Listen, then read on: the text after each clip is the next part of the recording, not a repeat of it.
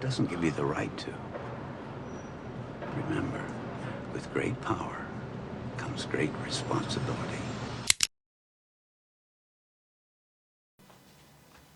Alrighty, welcome to episode 3 of the Road to Junior Nationals series. Alright, so today I really just want to talk about some training updates on what's been happening. Also, just for some transparency and honesty, is that I am filming this when Junior Nationals is already over.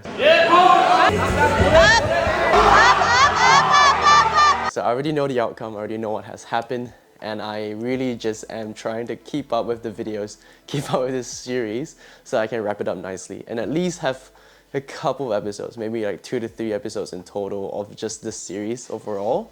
And hopefully that can then wrap up the Junior National series.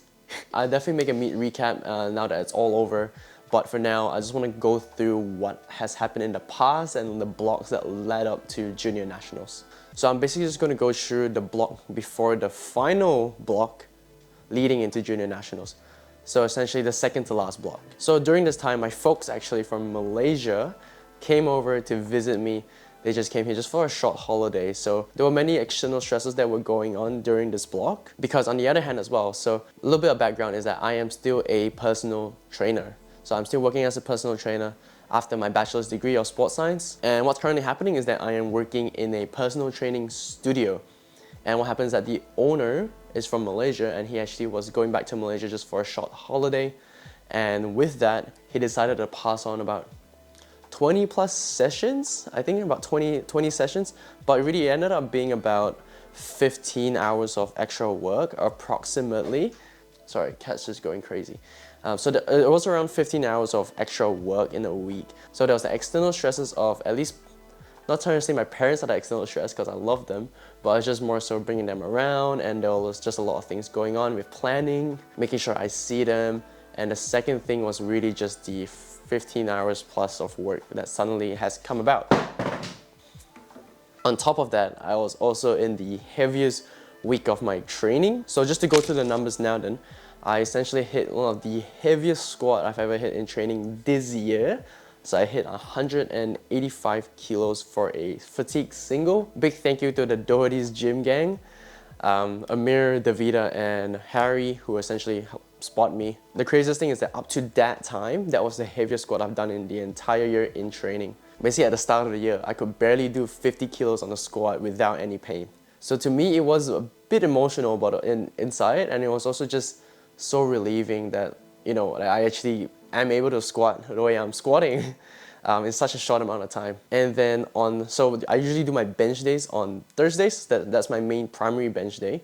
But during this time of overtaking not overtaking, but essentially helping my studio owner, his clients, managing his clients, there were like 6 a.m. clients. So that usually occurs on Monday and Thursdays. So my primary bench days, not gonna lie, was definitely quite affected, waking up at 5:30 a.m. or so just to get ready for the client at 6 a.m. But despite all that, I managed to hit a PB of 130 kilos. My last max was 127.5, so 130 kilos with under a lot of fatigue.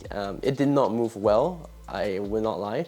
It felt really nice in my hands, but as soon as I pressed off my chest, I was like, oh my gosh. And I also messed up the pausing as well quite a bit. It was pretty shaky. Didn't pause as long as I would like to, but I'm still extremely happy with that. As for deadlifts was actually going really well. I hit 200 kilos for, what was it? So I think I hit 200 kilos for either 7 to 8 reps. I think it's around 7. It's a little bit convoluted now, but yes, 200 kilos for 7 to 8. The last time I repped 200 kilos was like last year or something, conventional. So sumo PB, 200 kilos for 7 to 8 reps. I'm sure I'll show the clip here. And also managed to hit 245 kilos as a fatigue single as well. So overall, despite all the stress, despite all the external factors, I was extremely happy to actually hit those numbers leading into Junior Nationals. Also with this being the second to last block as well. So strength was showing out well. I just had to learn to manage stress. With that being said, I actually wanted to quickly touch on the topic of overturning the big rocks. I actually spoke a little bit about this on my Instagram back a while ago, and I make like a short video on it. but I thought I would touch a little bit more on it in this video on this platform as well. So if you don't know the idea of overturning the big rocks, I don't know where I saw this already, but I remember hearing it in a podcast from the Iron Cultural podcast with Omar Isuf and Eric Helms. Why are you so cheeky? You showing me your butt now? So I remember hearing the episode a while ago, and I think that really spoke out to me. Essentially, the idea is like, I think there's this analogy of like a teacher in a classroom. He shows like a big jar, and then he puts in the big rocks, all the rocks first to fill up the jar. Then he puts the pebbles or something, and then he puts in the sand, something like that. I'm gonna butcher it, but the idea is basically in an athletic context, I guess, is that you want to fill up your jar, your big jar, I guess, with the low-hanging fruits or the big rocks, essentially, like your sleep, your nutrition, your stress management, your hydration, just the simple things, right? The basics, essentially, your lowest hanging fruit. And for me, this concept has been, I guess I'm having a revelation, and the idea of getting down the basics. Now that I want to push myself more as an athlete, I've always been really amazed with the idea of, trying to making sure you get down your nutrition, your sleep, your stress, but I've never actually implemented it properly myself. So I think for me this year, this season as an athlete, I think that has really been a great challenge for me. So my coach Chris, as I've mentioned in my Instagram video as well, I started tracking my nutrition, things like seeing my protein intake, my macronutrient intake, making sure I am getting enough sleep. Not gonna lie, when I started tracking, I realized how little protein I've actually been eating, which is crazy to me because I thought I've always been eating sufficient amount of protein to recover, but I actually have not, which is crazy. And then things like trying to actually making sure I manage my time well so that I can actually go to bed on time, learning how to manage stress. So instead of being in this constant cycle of thinking about work, thinking about my finances maybe as a new coach, or thinking about how am I gonna, grow this business or whatever it is, instead of stressing about it all the time, but learning to actually work with full intent, and then learning to actually take breaks or learning to be fully relaxed at the same when I need to. So learning to fully work when I am working, and learning to relax when I'm meant to relax. So those are kind of things that has been challenging me as an athlete, and I hope that actually gives you some food for thought, you as the viewer, to think about your own nutrition or your own sleep.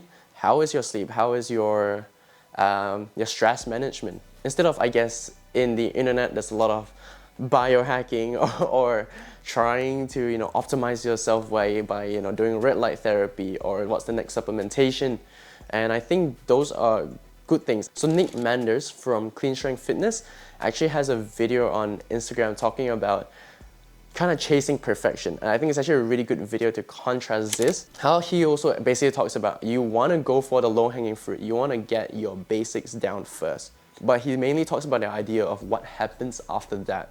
So essentially how you want to get that extra edge that you get as an athlete. So whether that's now, after getting down your basics, that's now going for the red light therapy. But that's a caveat to essentially what I am talking about today. But that has been a great challenge for me as an athlete, and I've really been learning a lot. My coach Chris has actually really been pushing me, and during this time with my family around, it was probably the biggest challenge on my foundation, on my basics. Essentially, I didn't get to cook all the time as I usually would.